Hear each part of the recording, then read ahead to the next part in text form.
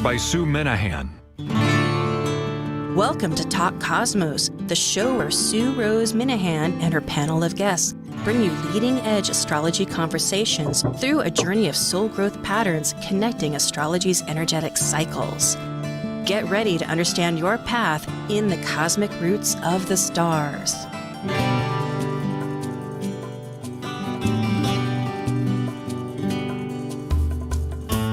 Hi, I'm Sue Rose Minahan and host of Talk Cosmos, the panel of wonderful astrologers talking about ideas that we hope inspire you. And this subject today is about Earth Day, an idea that was inspired 51 years ago by Gaylord. His name was a Wisconsin, that's his last name, and he was governor of Wisconsin.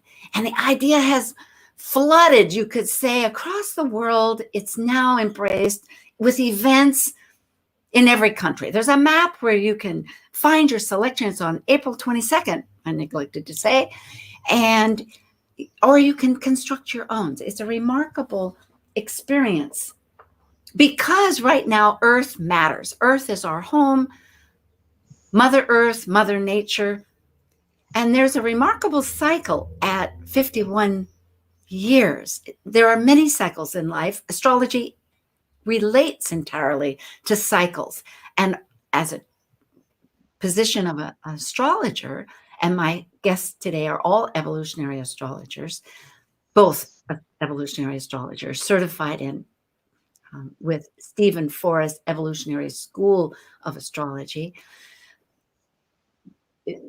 We interpret these remarkable cycles. So a question that we might ask is, will Earth Day promote a connective reality for global environmental cooperation? I am very happy to invite once again Marie O'Neill. She has an MBA and is founder of Padma Life Coaching. She's located in Santa Rosa, California. And Marie has many years of experience as a life coach, astrologer, speaker, coach, past life regression, facilitator, and lecturer. She is a distinguished Toastmaster through Toastmasters International, on the board of directors with TEDS at Sonoma County, and an astrology mentor with FCEA. And in addition, Marie lectures at numerous astrology conferences. And she's added published author to her achievements. And The Lotus Opened. It just published on the 14th. And in fact, I ordered my copy. I'm most excited. It's a memoir. And Marie facilitates a virtual healing retreat presented by Padma Life Coaching, held biannually, February and August. The August will be in person, whereas February will be virtual. So get prepared and go to Padma Life Coaching to find out about that. Her passion is to help achieve their dreams, goals, and shine brightly in the world. Catie, boy, too many C's. Catie Cadge is also my second guest. If we can see Catie here for a moment, is a master evolutionary astrologer of the Stephen Forrest Master Certification Apprentice Program. In fact, both Marie and Catie are certified with Stephen Forrest. Wonderful school. It's been going on for 30 years. Stephen began evolutionary astrology along with Jeffrey Green Wolfe and has continued his legacy throughout all these years and is really a fountain of great wealth and knowledge. Catie is the Dean of Instruction at the Forrest Center for Evolutionary Astrology, and that is known well as the F as in Frank, CEA, I think. Anyway, Catie will tell us. And she writes the curriculum and teaches and oversees the courses. Catie offers astrology consultations also. She holds a PhD in art history, a tenured faculty member as a college professor since 1999 at De Anza College in Cupertino, California. Catie, you'll have to correct me. And she's the founder of Cara Evolutionary Astrology in Santa Cruz, California. So, correct me if I'm wrong with something now, and we can say it at the end. But I'm so thrilled to have you both here with Thanks, Sue. That was great. Yeah, Thank- it's De Anza College for me and Forest Center for Evolutionary Astrology. Yeah, Oh, thanks. What about Marie? Yeah, thank you, Sue. That was yeah, you did that just right. Except the retreat, the virtual healing retreat, or the healing retreats that I do twice a year, because of COVID, the one in August is going to be virtual. Okay. And it will be next year before it will be live, because I don't want people to have Yes. to travel and, all that stuff this year. So, yeah. Better safe than sorry. I totally Definitely. get it. That's so right. Definitely.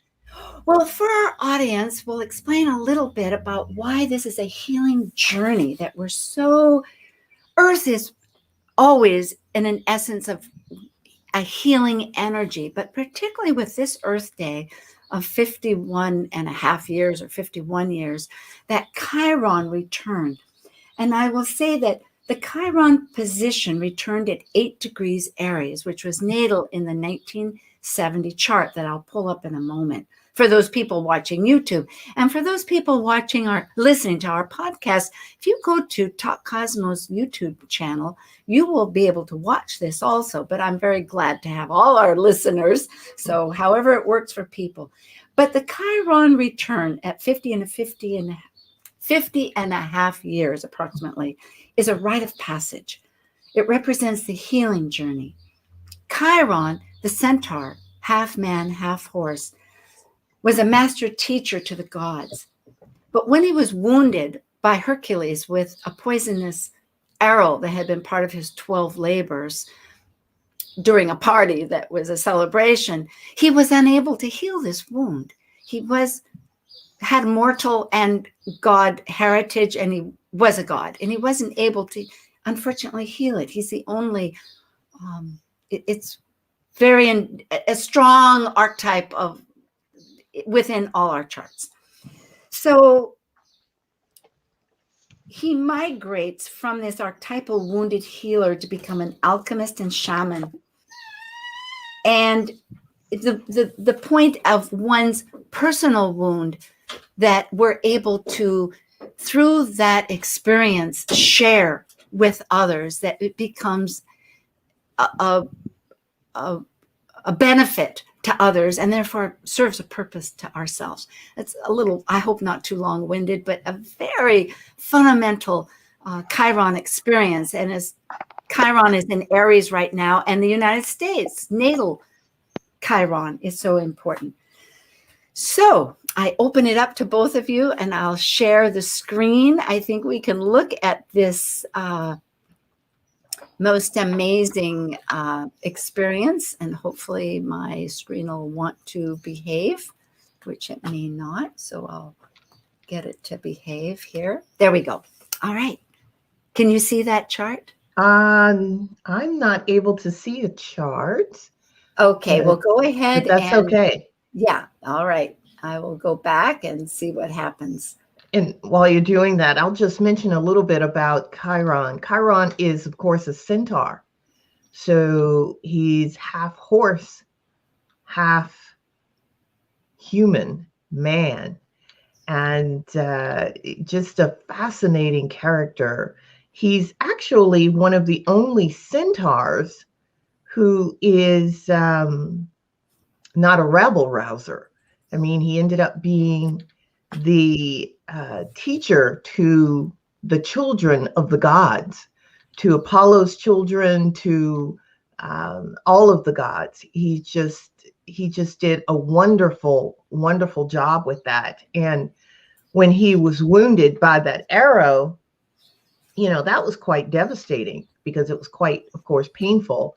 And then not being able to die because he's a god, he had to learn how to live with the wound and still continue to do his job. And that's what Chiron does with all of us. All of us have a Chiron in our chart somewhere in our makeup. And wherever it is, it's a particular type of wound.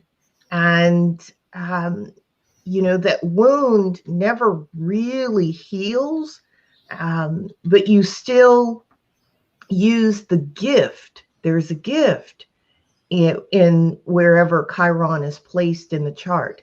And that is a gift of, one of the ways to get to that gift is to figure out, of course, what the wound is. And we have to change the way we approach, the way we see things. We change our view based on the wound. If you have a fear of something, the fear may not go away, but you use it. You use it to help others.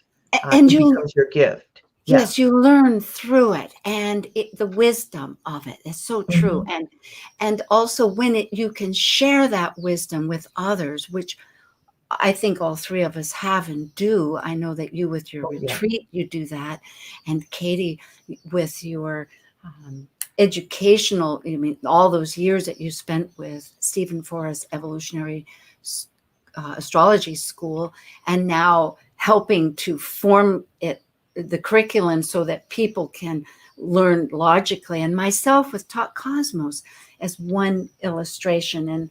And as it expands, we're taking our knowledge and our depth. So here we have, now, can you see this chart? That's the question.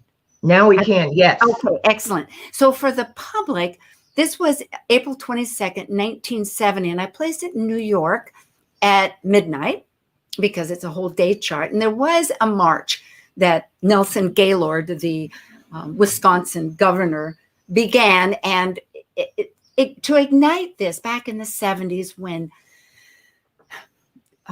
there were many civil rights corrections, both, as you can see in this chart, there's still the conjunction, although it's separating, obviously, between Pluto and Uranus that were in Virgo back in 65. So this is 5 years later, and now Uranus is in Libra. But the point is that Chiron in Aries, yes, go ahead. Catie, I think you had some thoughts. What would you like to begin with? Catie is muted. Oh, Catie, you need to unmute yourself. Can she do that? Oh, dear. Uh-oh. Catie. Turn your head. Maybe your headset needs to be turned on again. Yeah. I think. Well, Marie. Yeah. Maybe Catie can work on that. Yes, go ahead, Marie. Take your headset off, maybe, Catie, and just talk. Yeah, and turn it off and unplug it from the system there. Yeah. Now it is fascinating because when we look at. Can you hear you now, Catie? I don't know. Can you hear me? Yes, yep, I can hear you. Okay. Oh my gosh. I am so sorry. For our audience to know we tested it and everything. I don't know why all of a sudden. You know what? That's okay. It's sort of like befriending our Mother Earth. We're all like readdressing long issues. Just so everybody knows, if I could just say a little bit, since I finally have some time to speak, that in my own natal chart, Chiron right now by transit is conjunct my natal Jupiter in the first house. And so it's like I need to take some risks and putting myself out, with an audience like this. But, things happen and there are tech glitches like this. But to get back to just to add a little bit, I was trying to listen while trying to fix the sound to the wonderful introduction that both you guys gave to Chiron. But that also, I really feel that since I just tied it back into my own chart, I hope you all don't mind me taking a little personal moment there, but that I think really we are all called, it's our dharma, to face our own woundedness. And as evolutionary astrologers, I'm really hoping, of course, most of our program will be focused on Earth Day in and of itself. But really, when everything boils down to it, it's not so much just the event chart of looking at Earth Day back in 1970, but rather, what is it about our own natures? What psychological healing do we need? And to find that Chiron in our own charts, and how also does the current Earth Day in 2021 resonate with each of us? Because we all have a calling, I think, whether it's a song or a poem or even just a talk radio show or YouTube channel, podcast, to get our message out there that we need to be healers, and the earth is calling us to do so.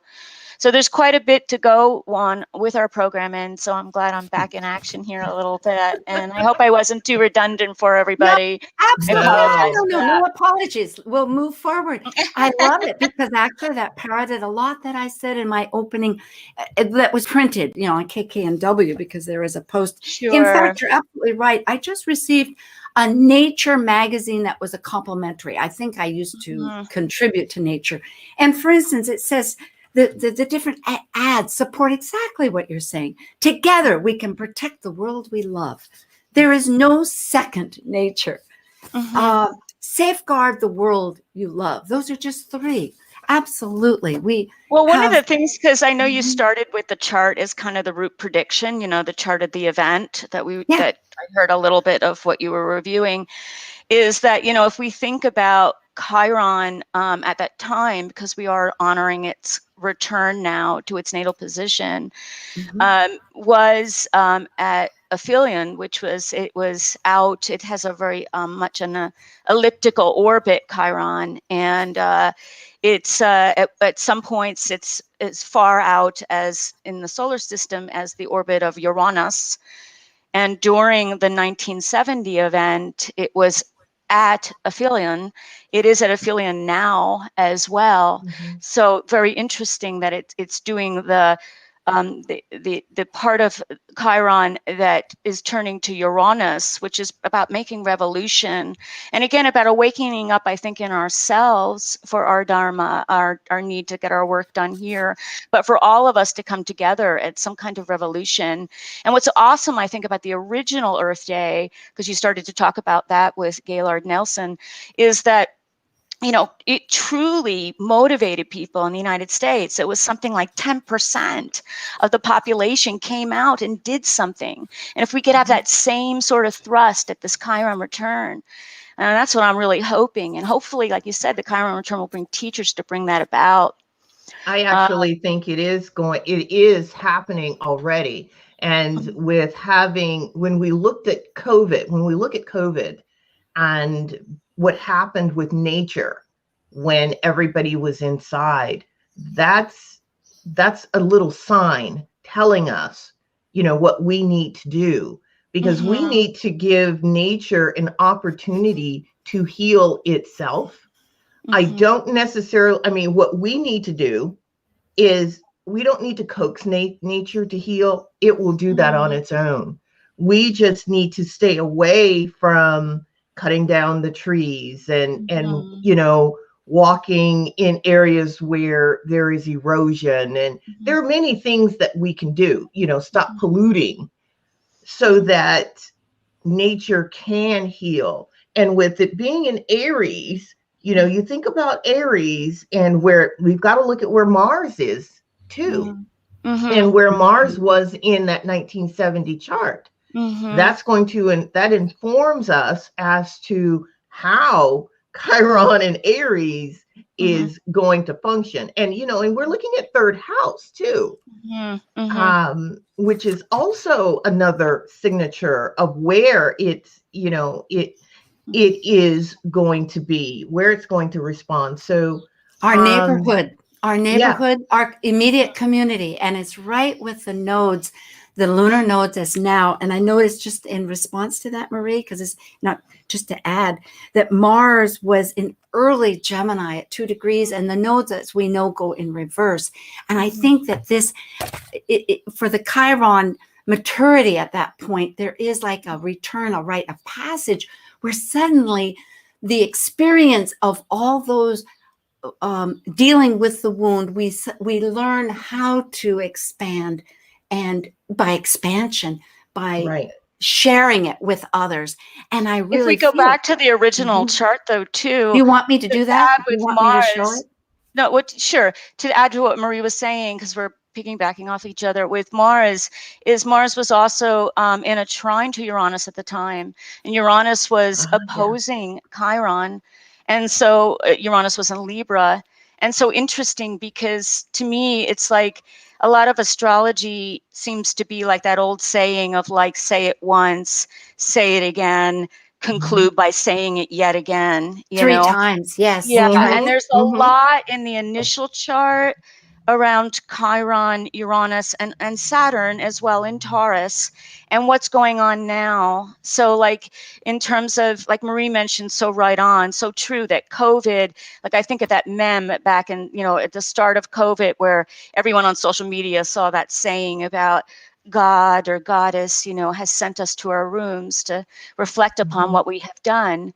But I don't know about all of you, but to me, it almost seemed like there was a lot of truth to that, but there was a lot of irony too, because I started to like lose track of like, we couldn't take our recycled bags to the grocery store anymore.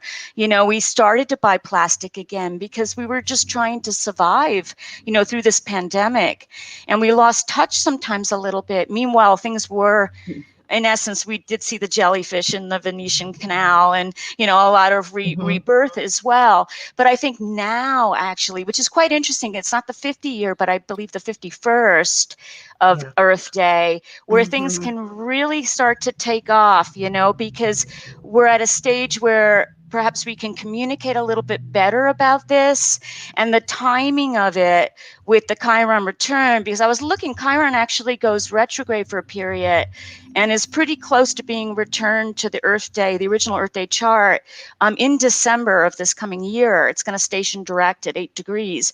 And so it's, it's throughout this year, that it's doing this Chiron return. And at the same time, we have the Taurus-Uranus square, which is so powerful. The Taurus, Uranus right there on the original Saturn of the event chart of Earth Day, right? So it's like, again, say it again. Yeah. It's a lot about this, the Taurus energy, and then the Saturn now also in Aquarius, helping us to wake up to the duties, the karma of what we need to fulfill, what we need to get done.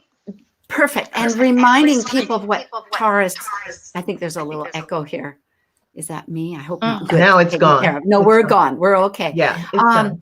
The Taurus, of course, is with that life force that comes into the spark that was Aries, that we're at now, just entering that birth of from energy to life survival. And just to remind people of the fact that Uranus, this awakener, energy that's outside of the realms of Saturn in our solar system, that breaks the rhythm and awakens us to our authenticity, is in the sign of Earth value survival. So that's why we're bringing up all these factors. Yes. Well, and also when you look at Taurus has, each of the signs has a mantra, and Taurus's mantra is, when the eye is opened, all is illumined. Taurus is about that third eye of seeing. It's before sound. It is it is all nature. It is all feeling. It is all earth. It is the embodiment of really the goddess. When you really think about it, because we're looking at the third eye and you want to see. And so when we look at Taurus and we look at Aries is that spark, that first spark. It is you what is it Stephen says with Aries or with Mars, you are either the prey or the preyed upon. And it with the transits, with what we're dealing with now, with the transits to Chiron and to Mars and Uranus and Saturn, it would seem that Earth itself and the sky is setting things up for Earth Day and everything related to it to be the warrior, to not be the prey, because nature has been the prey for millennia. And now things have shifted. And now it's the warrior, and it is fighting back.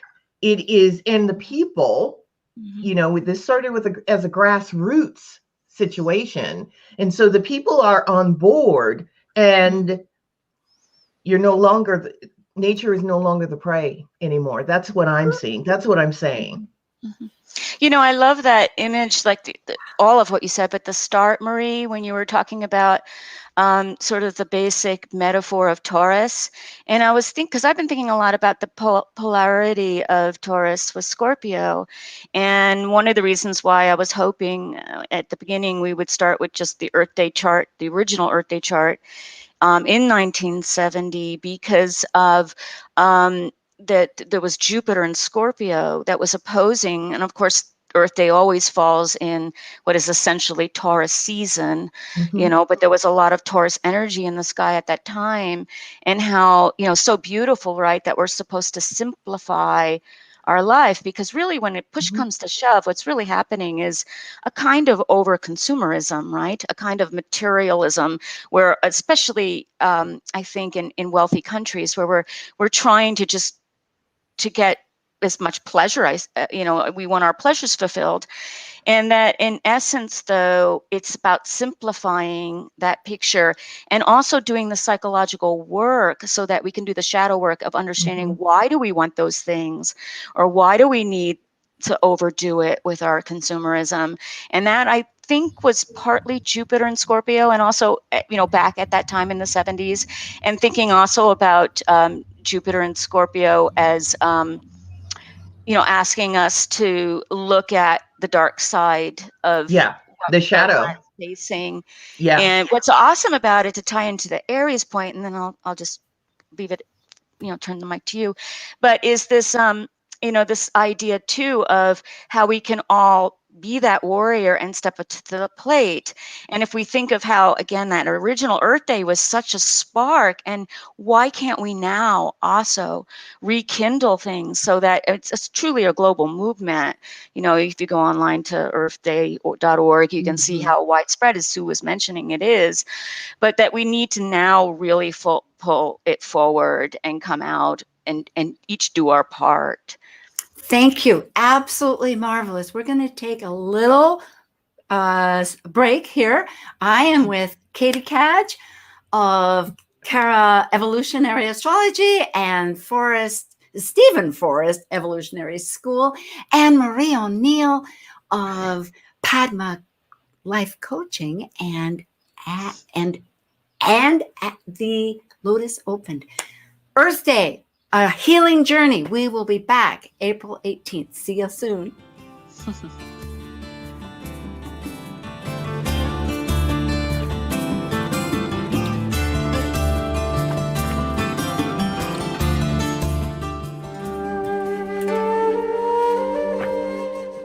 While we take a break from this week's edition of Talk Cosmos, let's take a look at this cycle's archetype. We're currently in the period of Aries. By leaving a cycle based upon completion, the energy of Aries sparks initiation, creating action to separate into a new cycle of life. It's a fire sign, which means it will involve great emotion. And because separation may create resistance, it also takes great courage to break away to new ways of becoming. Whether we know it or not, each of us are on a quest to discover our true self. And the road we travel to accomplish this goal is unique for each of us. This is Marie O'Neill's hero's journey of walking her path and overcoming hardship and heartache in her book, And the Lotus Opened. As a memoir of enduring an absent mother and a harsh pseudo-family, and surviving ongoing abuse and trauma, Marie learns to trust in the divine and in her inner self, and release herself from the emotional chains that bound her. She discovers her personal power and who she is, and she learns what being free really means. Now available on Amazon and BarnesandNoble.com, in either hardcover, paperback, or ebook. You can order Marie O'Neill's book, And the Lotus Opened, and let Marie be your guide as she leads you on your path to authentic freedom using metaphysics, astrology, Buddhism, and healing practices. Talk Cosmos brings you leading-edge astrological conversations with hour-long programs each week on KKNW. The show goes live every Sunday from 1 to 2 p.m. Pacific. Talk Cosmos weekly programs are also available to watch live on Facebook and YouTube, along with daily chats throughout the week on the Talk Cosmos YouTube channel.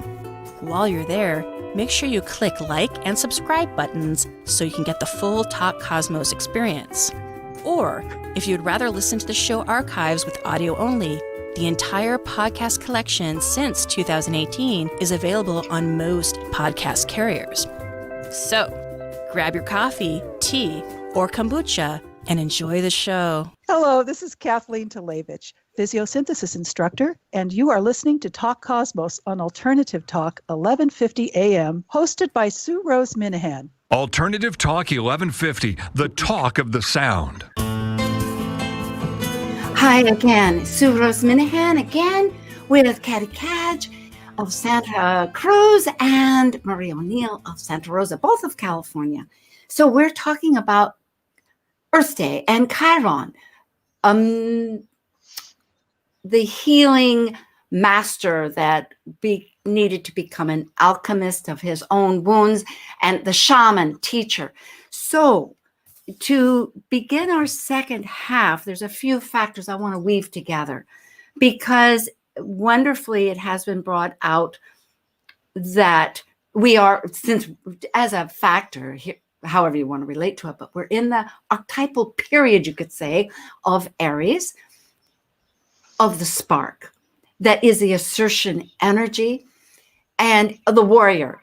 And as Marie and Catie have said, that Stephen Forrest has brought up very succinctly, that we either, in the warrior, either prey or predator, could receive on either end. And that the fact of Mother Nature is time where she herself has been used for resources of abundance, of her natural healing cycle that seemed to be everlasting, and has that ability, as we've noticed in the last period of crisis, which, and I'm threading in the idea that Uranus, which we haven't got the message, it will bring us back to our authenticity through crisis, along with Pluto, the reaper of get rid of the old and bring in the new that needs to be reborn. So we are in a crisis with Mother Earth. The oceans, we know, have peril, whether it's the atomic energies waste or whether it's all the nets and the plastic that's an island of itself out there that many industrious souls have tried to work on, but yet still needs our attention. So rethreading this idea that we are now with the greater energies, the forces. There's so much to tie in here, yet it is a chance for action on all our parts. We have been participants, and in the Chiron experience, if we might bring, I'll throw out different ideas here because both Marie and Catie have really a Chiron story of their own that they are now producing, as myself with Talk Cosmos, as you're aware of. But the fact, going back to, for all of us, with the two charts from 1970 to 2021 is most amazing as a representative. The nodal structures are at square with themselves, meaning we have an enormous mutable experience available to all of us in this action. And there are also, not to go geeky, but just to mention, because we can talk about our Chiron experience, but the significance of this Chiron moment with the 51st year that begins that cycle of maturity with that whole archetype of our wound so that we can share it, is that there's also another layer of solar arc, which for astrologers that are interested is another system. But Saturn, the timekeeper, is changing May 24th into changing, ingressing, as astrology speaks, into Cancer, meaning the rulership will be the moon for the next 30 years. We want to sit on that one. And the meaning caring, we can expand. And the other one are the nodes, the lunar nodes attached to the moon, which is an 18-month cycle. Right now, currently, we're in Gemini and Sag. We're yakking and talking and philosophizing, and we love it.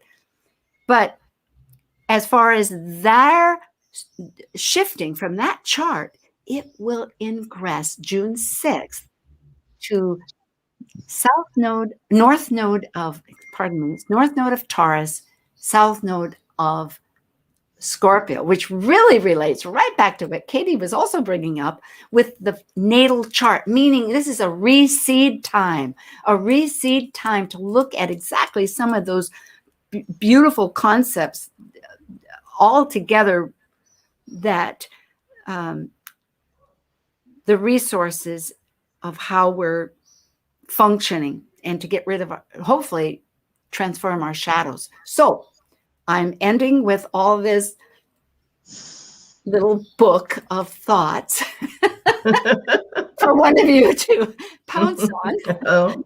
Go ahead. Well, I find it fascinating that ingress is happening on June 6th, because we have a total eclipse happening on the 10th. And that happens in Gemini at 19 degrees. Annular eclipse. Annular eclipse. It's so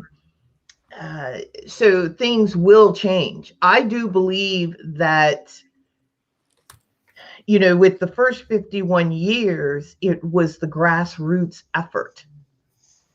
Think about it. When I was growing up, there was no such thing as recycling. There was no such thing as, putting your garbage, your paper in one garbage can, and your, having 3 different garbage cans. There was no such thing as,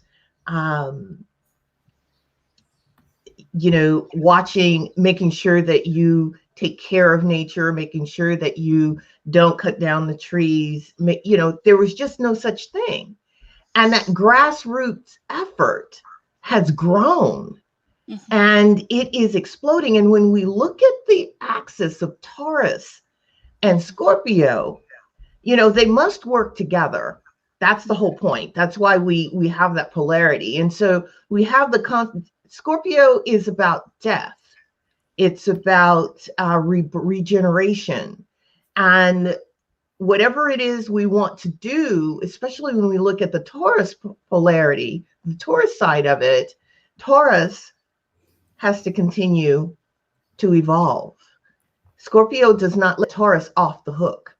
And Taurus keeps pushing Scorpio also. So they have to work together. Yes.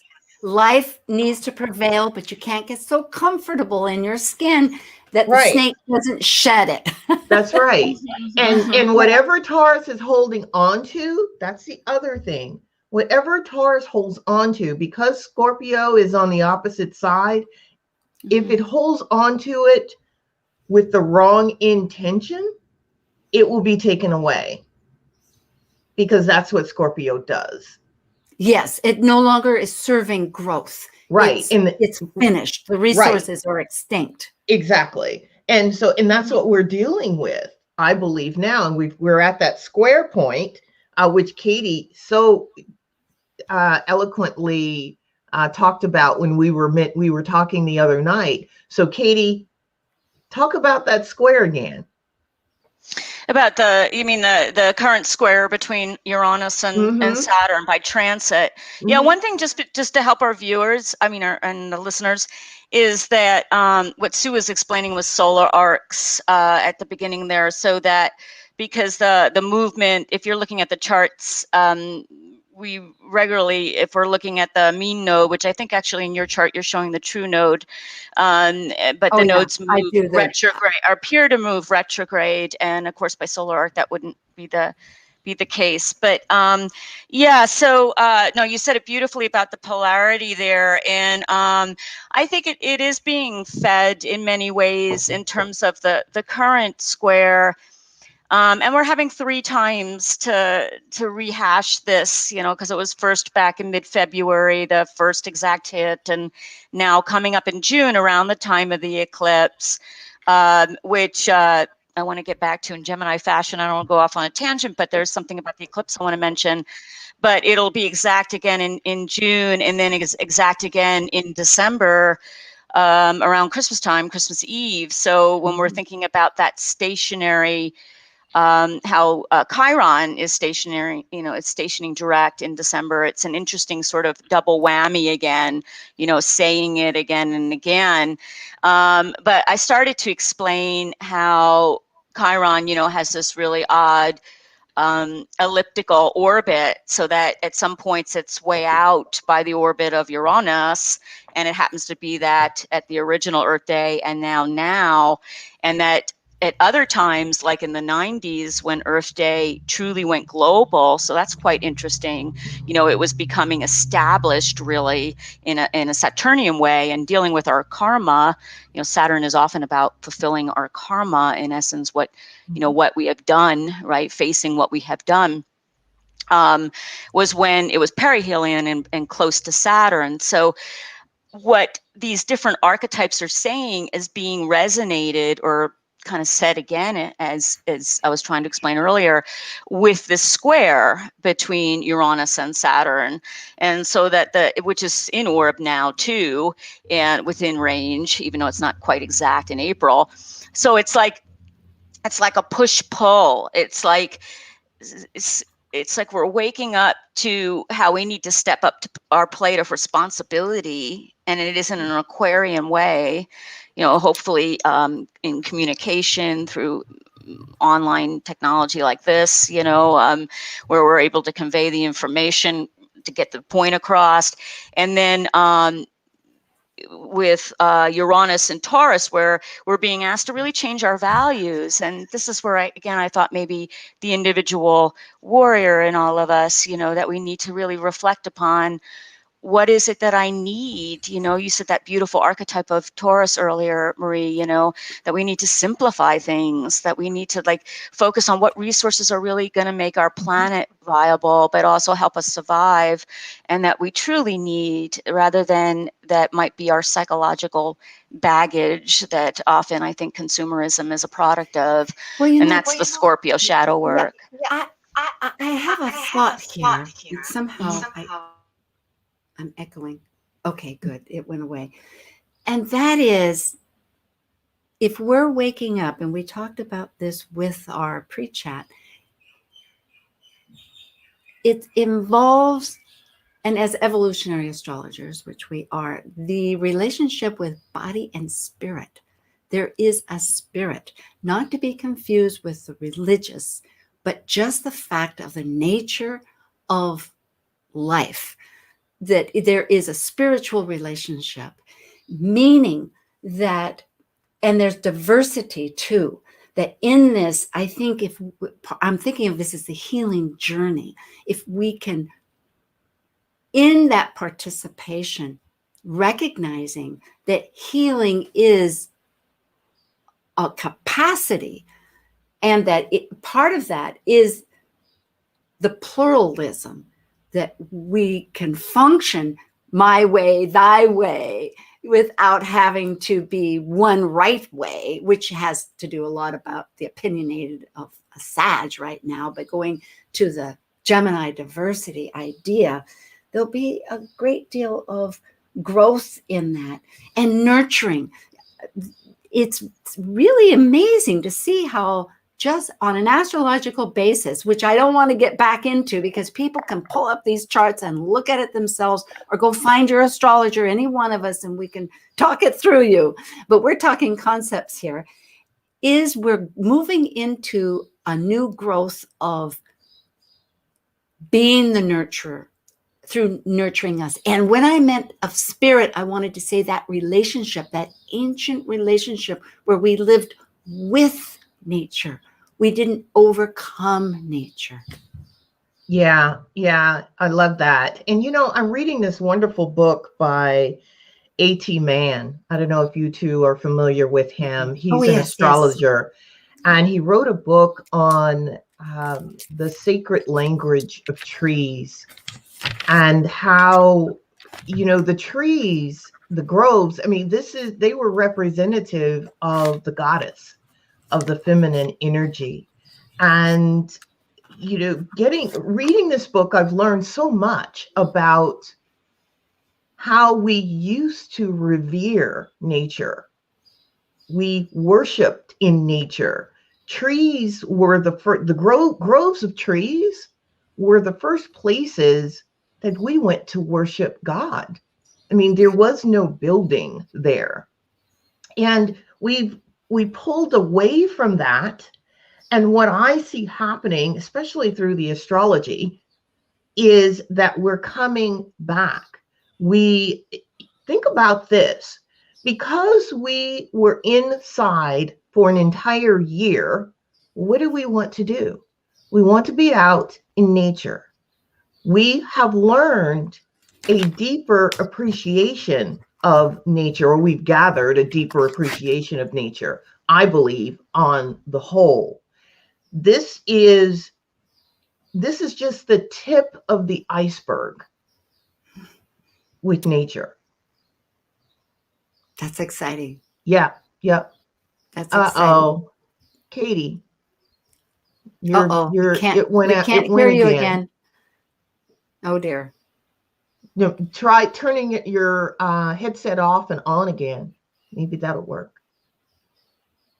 Well, waking up to Uranus in Taurus with values and becoming that participator, realizing, I think, when we have, I'll just talk a little bit, and then Catie, when jump in, Catie can jump on. That's fine, because we have about a few minutes here. I will take this moment, since we have a little break, just get it out of the way now, that next week we will have the Moonbeam team. They talk every month about the full moon, which will be in Scorpio, and the new moon, which will be in Taurus. And so that'll be exciting. And tonight I am with Catie Cadge and Marie O'Neill, and we're talking about Earth Day, which is on April 22nd, which leaves everybody an opportunity to just Google and find what event is in your area, or participate and initiate. That is the most spectacular part about this. This Chiron return is really giving us all that opportunity to do whatever, whether it's clean our street or go down to the beach or into the trails of the woods, or however we look, or even talk about maybe changing the detergent. There's so many levels of this. It's also a good time to make an offering.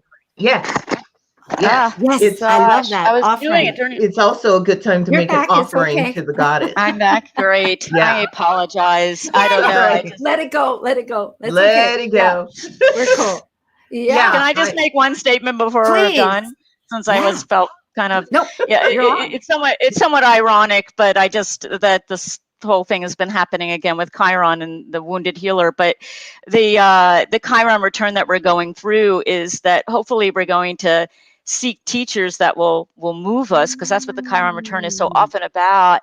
And one of the things I was thinking about was I was on this program back quite a few years ago, and Marie, you might even remember this because it's the Seattle area, I believe you have some associations up there at times, but there was a pod of killer whales that were swimming around in the Puget Sound, and one of the whales had passed on, and the whale was being carried literally like a kind of art form, almost like a kind of funerary procession.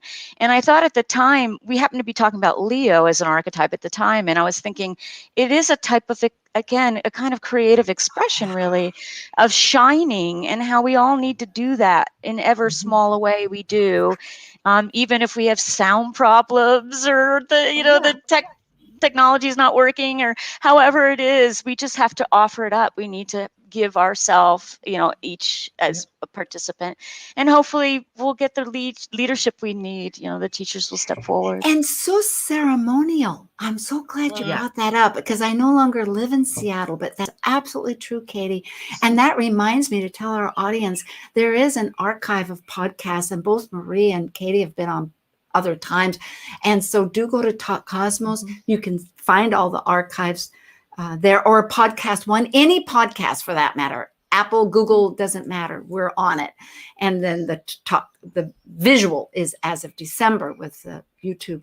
That is very beautiful, to seek teachers or to become that teacher, going into, like both of you are in that avenue now. Well, all of us in our own manner, very abstractly through education on this format, but Marie with your retreats, that was a long time coming, just to share with people that our dreams, and Catie, you now being the Dean of Curriculum with the Stephen Forrest Evolutionary Astrology. So we have, a good 5 minutes here. Well, you didn't Go mention, ahead. I was just wondering, because I went through a lot of the charts and reflected on this, and you had mentioned Hygeia, and I thought that was interesting, and I was looking, and I think currently in Leo, this, for everyone to, if they don't know it, Hygeia is where we get the word hygiene from, and it's an asteroid that's between Jupiter and Mars. And personally, I don't work with this asteroid very much, but I just found it interesting that, in what we were talking about, because when I was talking about the whales carrying the deceased as a kind of witnessing, that Hygeia in Leo would be about shining or putting forth and wearing that mask in public, like we've all been asked to do, doing our fair share of publicly expressing, this need to help Mama Earth, because we're really in a crisis at this time. Oh yeah. And it's the biodiversity, that, like the pod of killer whales. I mean, that's it. That's where we really learn. I think there are teachers. Somebody was mentioning David Attenborough the other day, because he has a very popular program on Netflix right now. A Life of the Planet Earth, or Life of the Earth. Yes, my husband's watching it. Yes. Yeah. And, it's like, I was thinking to myself, this man, how people often say, if you could go back in time and be any but individual, and I was thinking it'd be nice to be David Attenborough, because, he was able to travel at a time around the world to places like New Guinea and see human culture in place there that, is sadly been so decimated, and then the sheer diversity again, and being able to witness all of that. And now we have to face the fact that things have changed, and that we need to, again, step up to the plate against Saturn and Aquarius. Yes, to kind we of haven't. Yes, make and change. we do, and we have an opportunity. I pulled up this chart, if you can see it, and what really excites me to I hope just support exactly what you're talking about here, Catie, in the transiting chart with Hygeia at 4 degrees Leo, is it is nearing a conjunction with the natal United States North Node. So I think just, that'll happen. We don't know exactly when. The other point of the nodal, looking at the second signature, as we do, second, third, etc., is that the current node of our energy, of where we're pursuing, is diversity, and is with communication, and is in our neighborhoods, and is with our neighbors in Gemini, is going to be, because it is in a reverse process, as just to say to people, will be conjunct probably about the same time to our natal Uranus of authenticity. So this is so exciting. I'm going to stop that share.